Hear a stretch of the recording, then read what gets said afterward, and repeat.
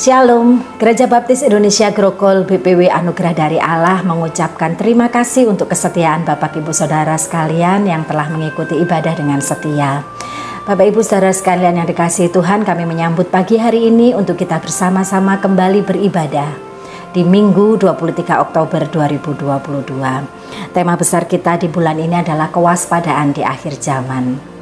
Baik saudara yang dikasihi Tuhan, mari kita bersama-sama masuk ibadah kita dengan mendengar panggilan berbakti. Kita siapkan hati kita, dan saat ini panggilan berbakti diambil dari Mazmur 16 ayat 2 dan Roma 14 ayat 11. Demikian firman Tuhan.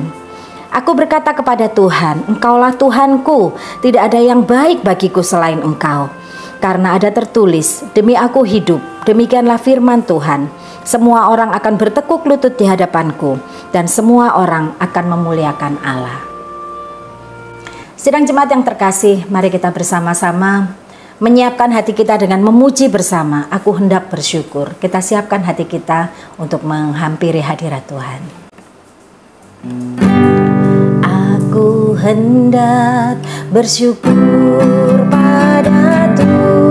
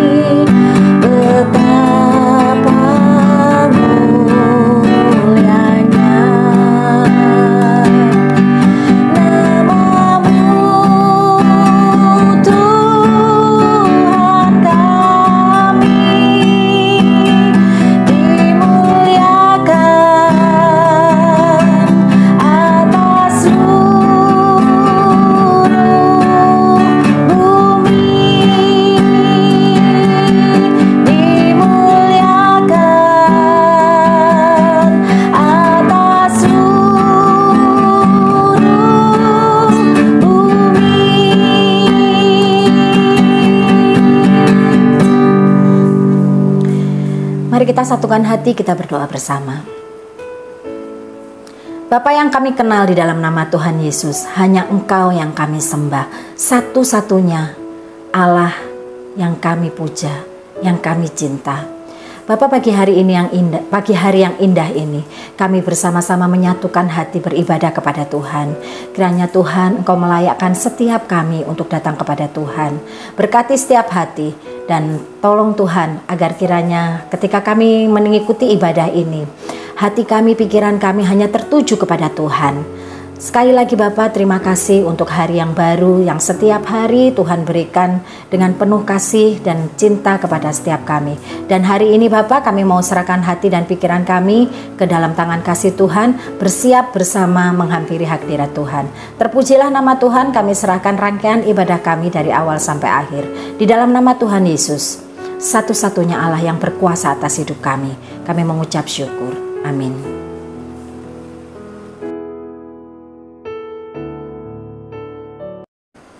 Mari datang kepada Tuhan dengan penuh sukacita. Kita akan memuji bersama Yesus kekasih jiwaku. Lalu kita medley dengan hanya Yesus. Dikatakan di dalam lagu ini, hanya Yesus pujaanku dan hanya Yesus ya Allahku. Tuhan Yesus juga Raja kita bersama. Kita pujikan bersama-sama Yesus kekasih jiwaku. Yesus kekasih jiwaku, sungguh ku percaya padamu.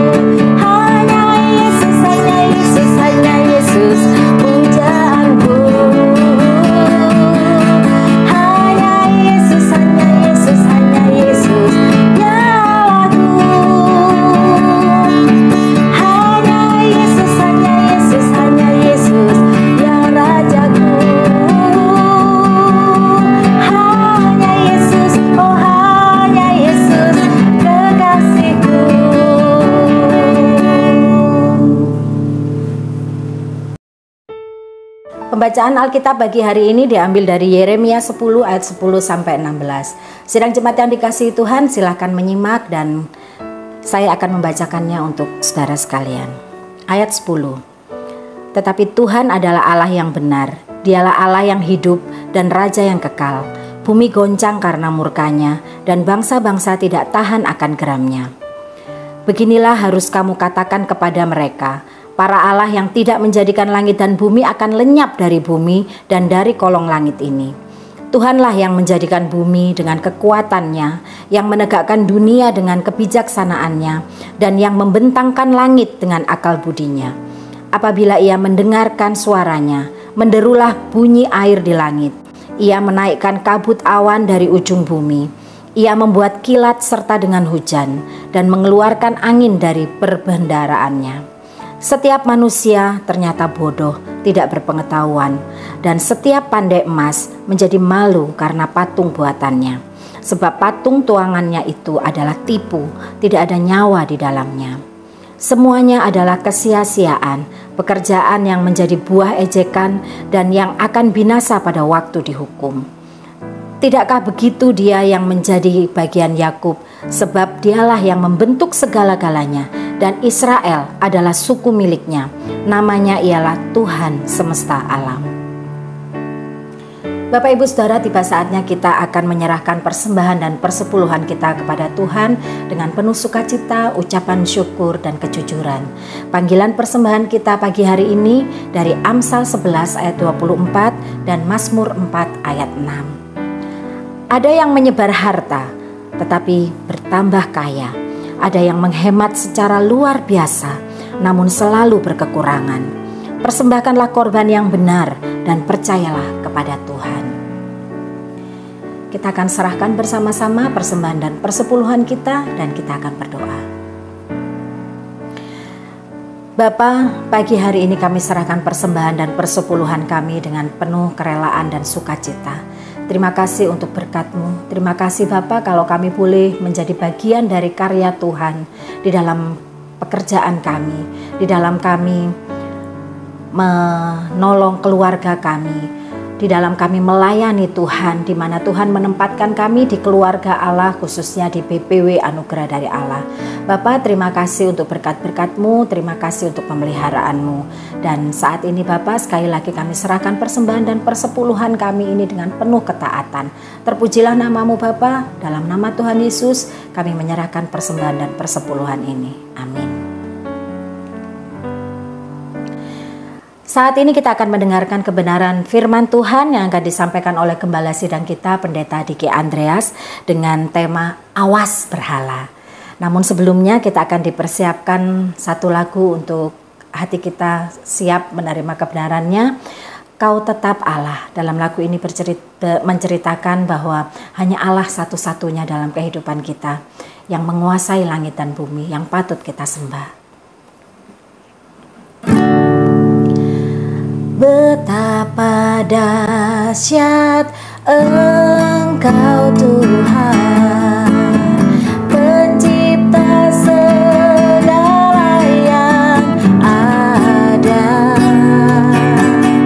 dulu sekarang sampai selamanya. Hanya Engkau Tuhan,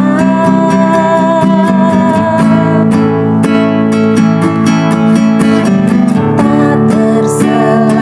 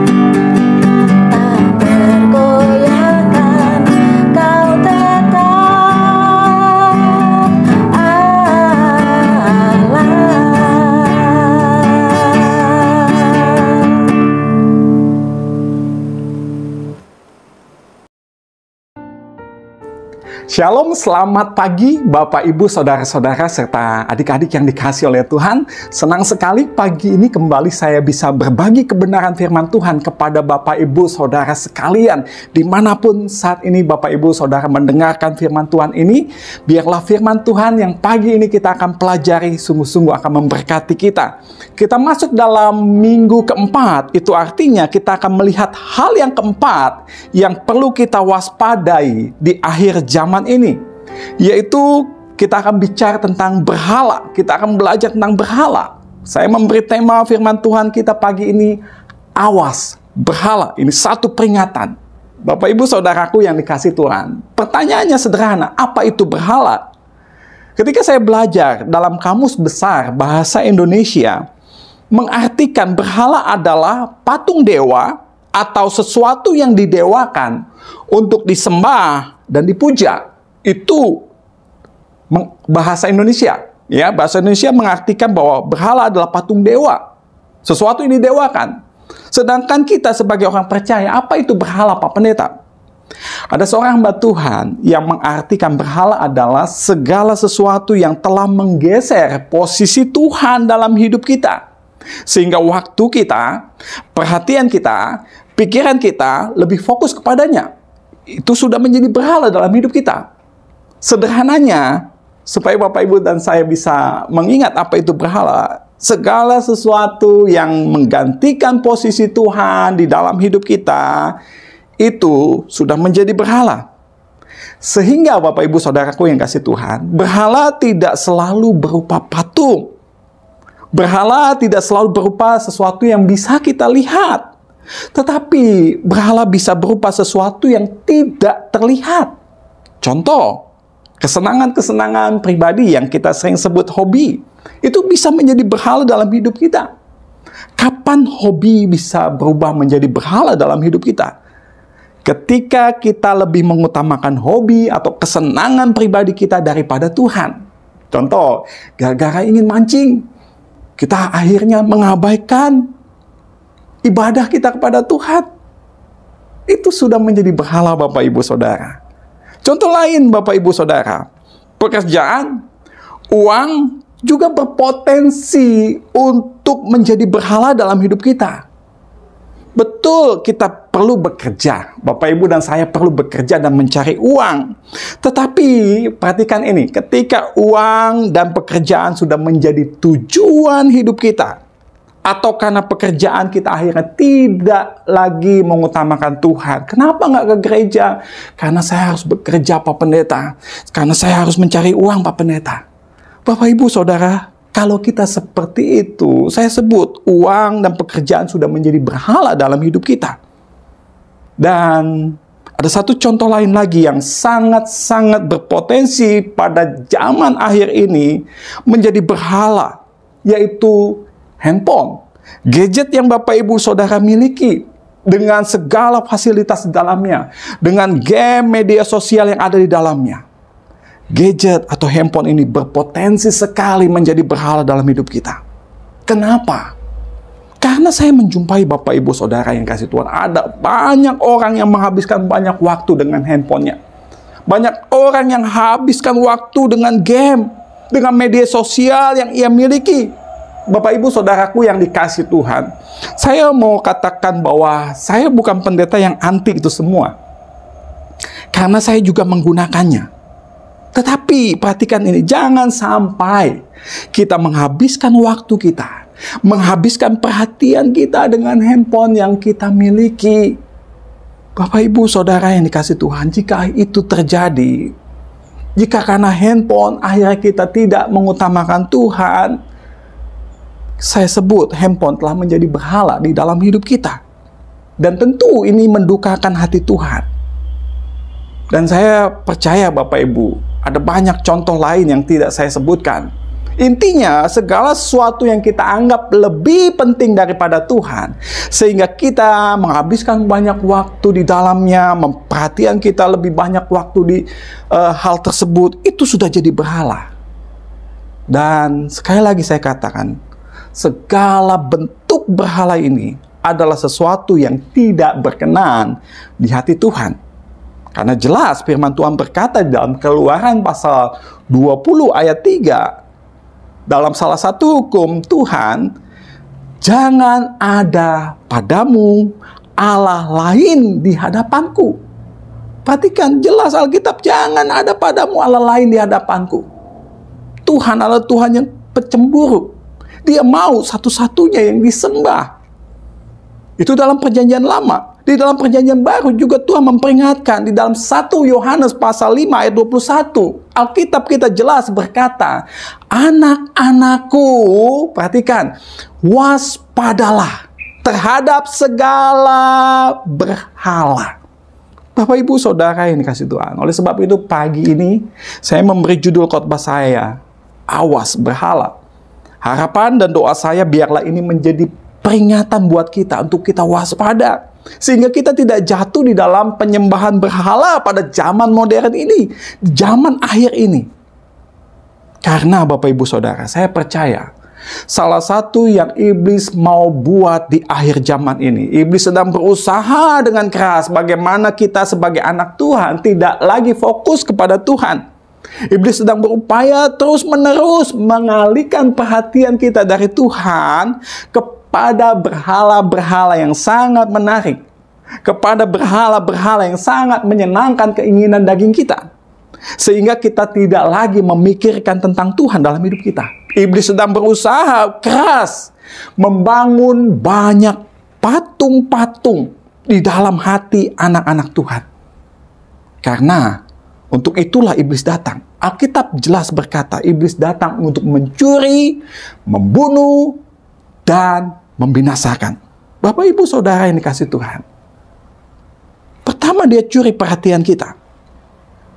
Selanjutnya dia ingin bunuh kerinduan kita akan Tuhan.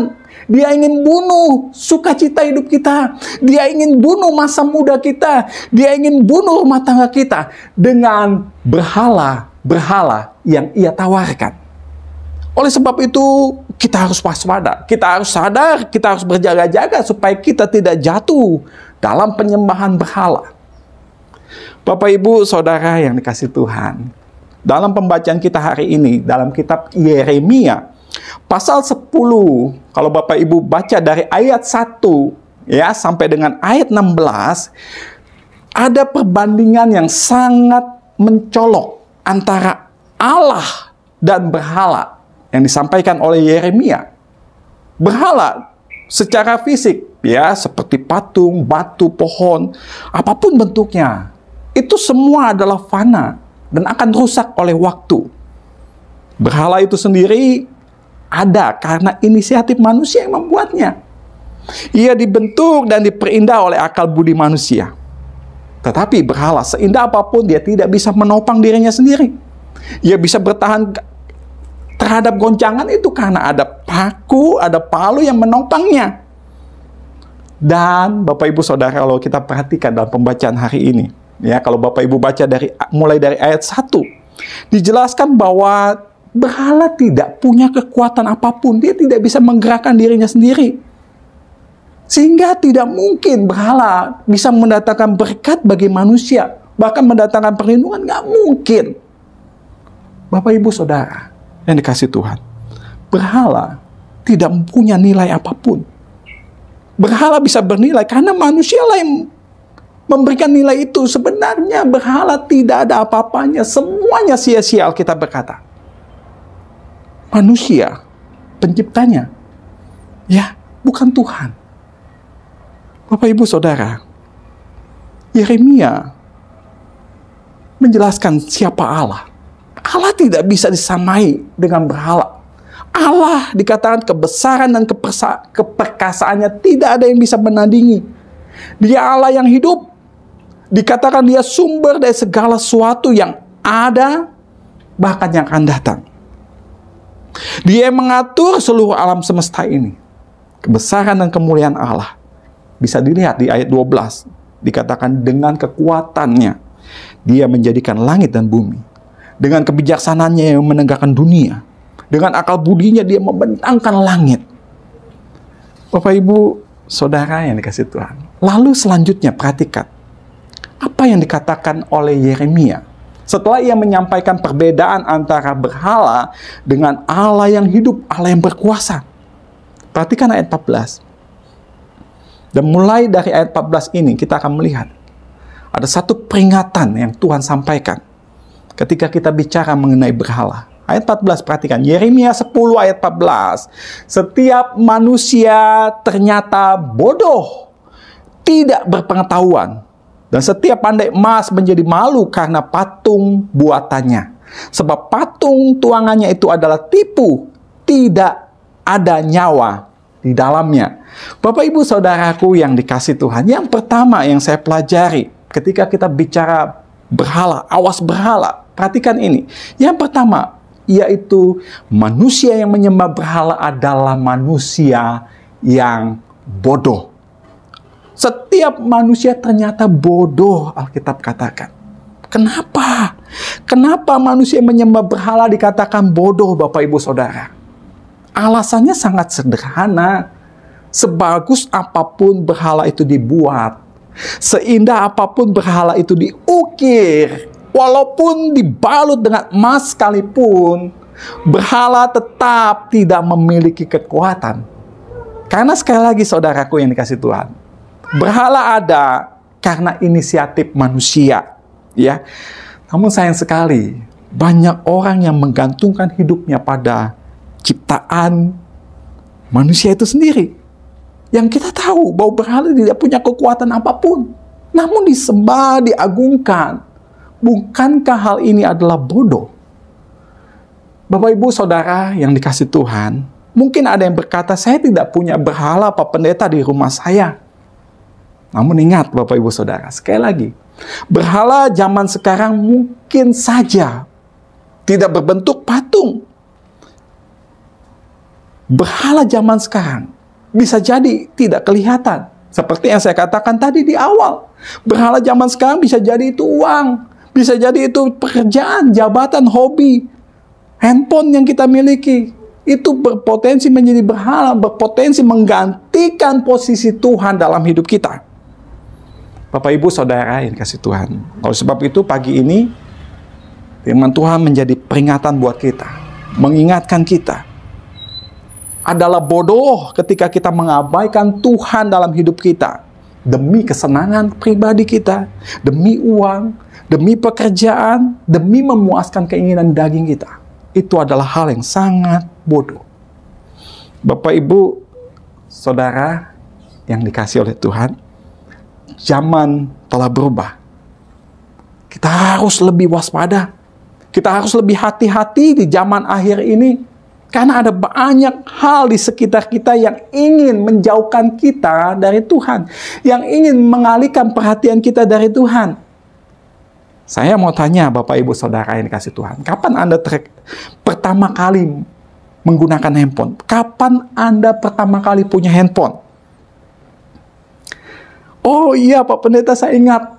Sejak 1 SMP lalu saya punya handphone. Itu pertama kalinya saya punya handphone. Waktu itu kalau nggak salah Nokia, ya 3310, yang kalau sekarang sudah jadul sekali. Tetapi Bapak Ibu Saudara, zaman berubah. Sekarang kita perhatikan balita-balita sekarang sudah disodori handphone oleh orang tuanya. Sehingga tidak aneh mereka sekarang udah masih balita tapi udah ngerti buka YouTube. Mereka sudah mengerti bagaimana bermain game. Dan ada orang tua yang bangga berkata kepada saya, oh anak saya sudah ngerti buka YouTube loh. Bapak Ibu Saudara yang dikasih Tuhan, ini sangat-sangat mengerikan sekali. Saya mau sampaikan, pagi hari ini, kita harus lebih waspada. Ada banyak sekali saat ini orang-orang yang tanda kutip bodoh ya Bapak Ibu Saudara. Ada ibu-ibu berkata, wah handphone ini senjata yang ampuh Pak Pendeta untuk menenangkan anak saya. Ya, zaman sekarang kalau saya melihat, ketika saya di mall atau ketika saya sedang berada di tetangga, saya melihat bagaimana ada orang tua yang nggak mau ribet ya, biar anaknya anteng, udah kasih aja handphone. Ya, mama papanya juga main media sosial, anaknya juga sibuk dengan HP-nya. Nggak apa-apa lah Pak Pendeta, dengan alasan yang ditontonnya juga saya pilihin film-film kartun yang bagus kok, ya. Bahkan ada permainan-permainan yang mendidik, ya, lagu-lagu yang mereka pelajari Pak Pendeta.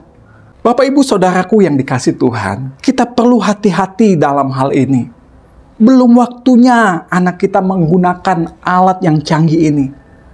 Ketika kita suguhkan handphone kepada mereka, jangan heran itu membuat mereka menjadi pribadi yang sulit diatur.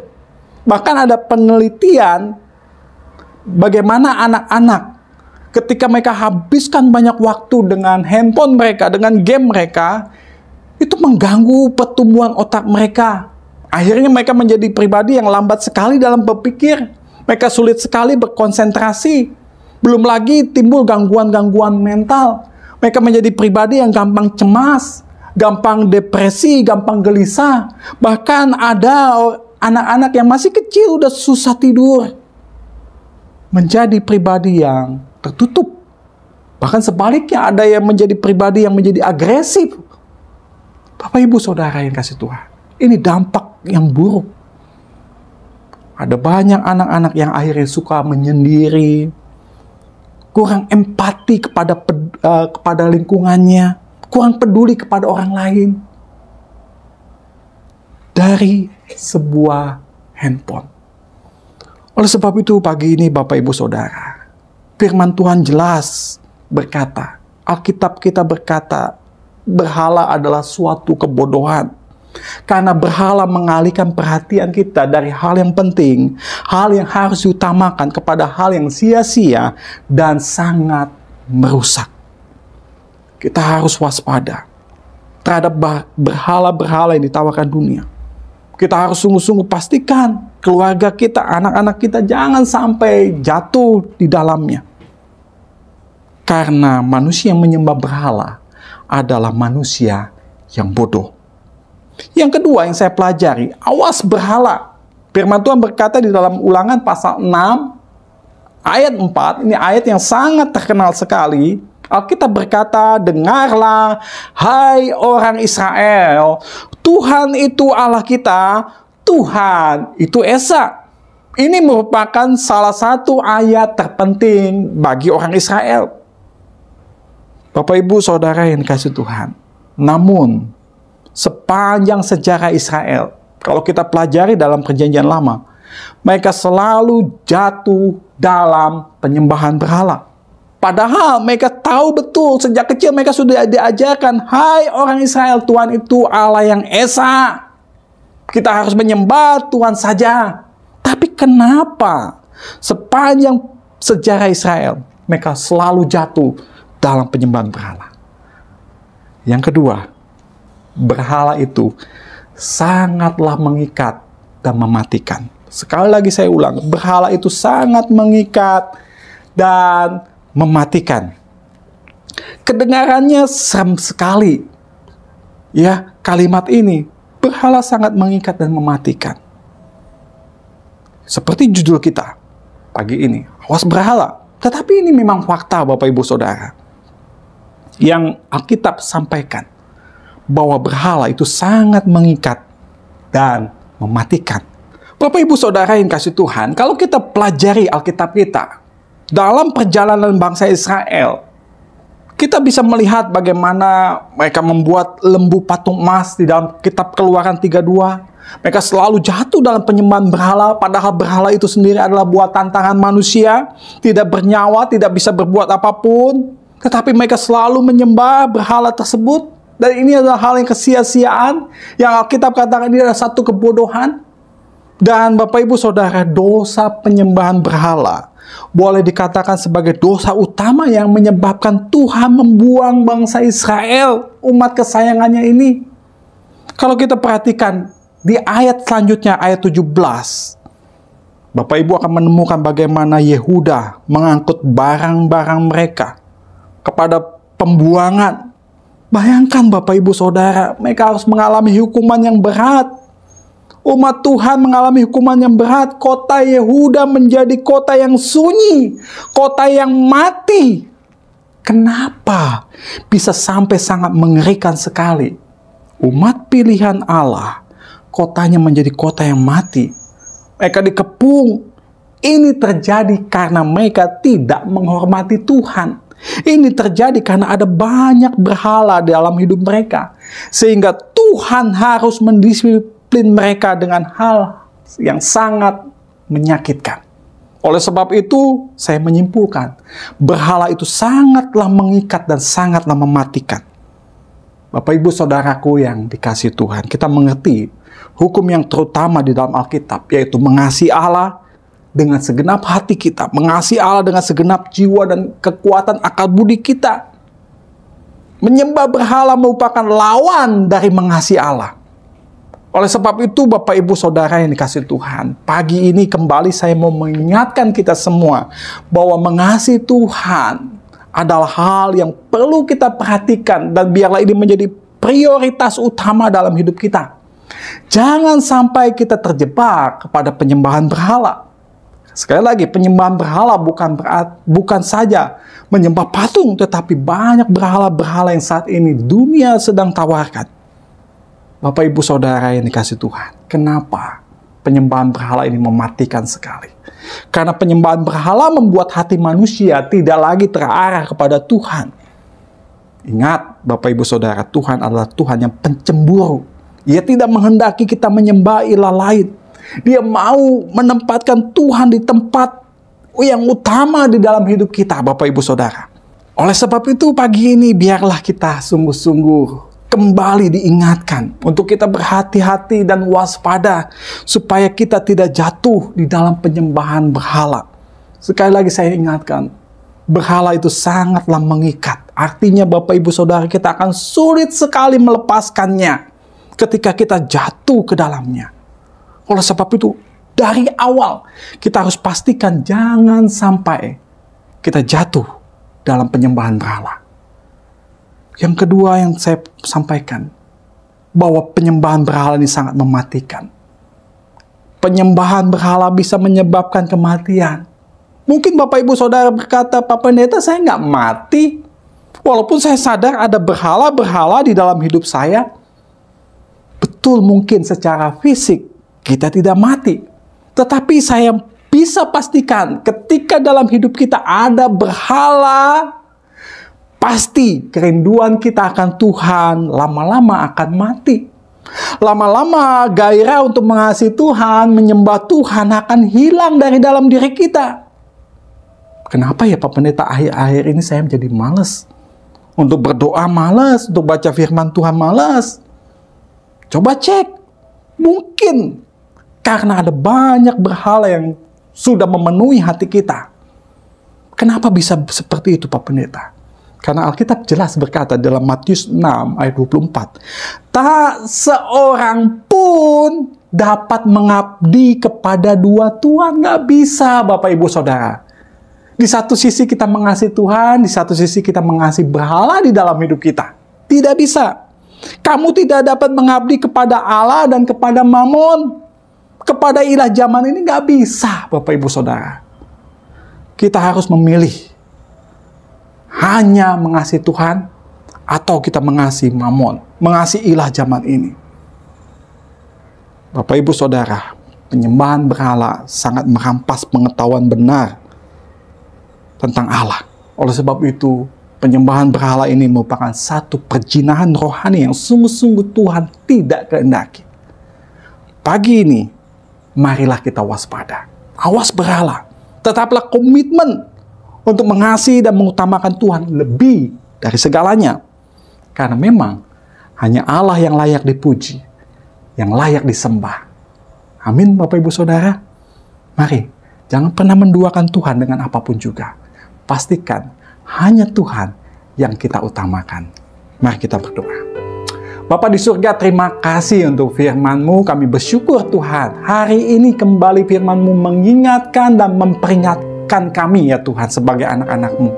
Ada banyak berhala-berhala di sekitar kami saat ini Tuhan, yang seringkali ingin mengalihkan perhatian kami daripada Tuhan. Tuhan, tolonglah kami. Ada banyak kesenangan-kesenangan yang dunia tawarkan. Oleh sebab itu Tuhan, berilah kepada kami semua kewaspadaan supaya kami tidak jatuh di dalam penyembahan berhala. Tuhan, tolonglah kami, ingatkan kami Tuhan, adalah bodoh ketika kami menyembah selain Tuhan. Adalah bodoh dan sangatlah mematikan ketika kami menyembah berhala. Oleh sebab itu Tuhan, tolonglah, biarlah pagi ini Engkau menyelidiki hati kami. Kalau ada sekiranya sesuatu yang Tuhan tidak berkenan yang kami lakukan, kalau ada berhala-berhala dalam hati kami Tuhan, tolong kami. Biarlah kami mulai pagi ini meninggalkannya dan kembali mengutamakan Tuhan. Terima kasih Tuhan untuk kebaikan-Mu. Terima kasih, kami bersyukur untuk ibadah pagi ini. Terima kasih untuk firman Tuhan yang telah kami dengar.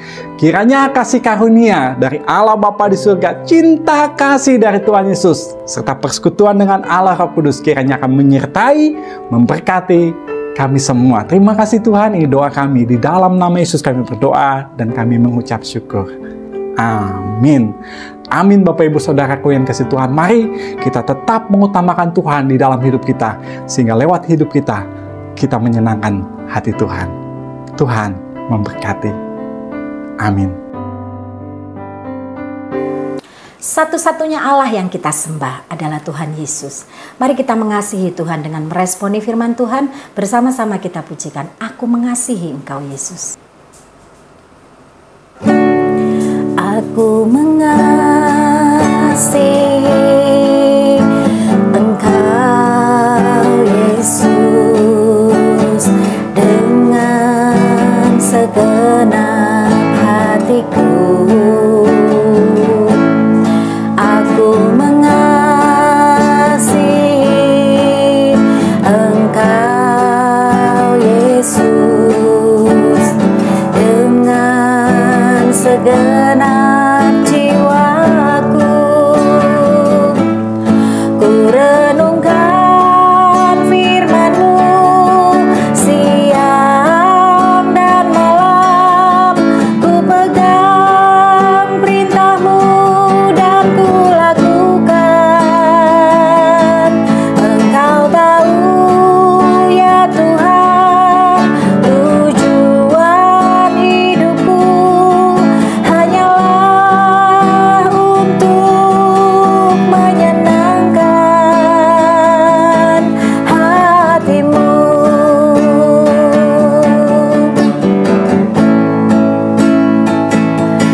Ku renungkan firman-Mu siang dan malam.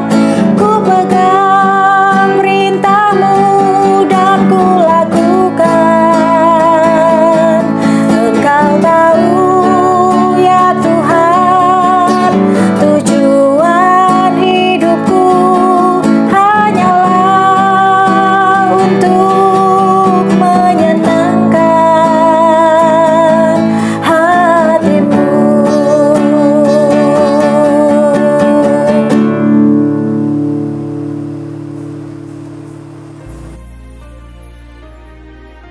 Puji nama Tuhan, kita telah menyelesaikan ibadah kita 23 Oktober 2022. Selamat beraktivitas kembali, Tuhan Yesus menyertai dan memberkati kita sekalian. Amin.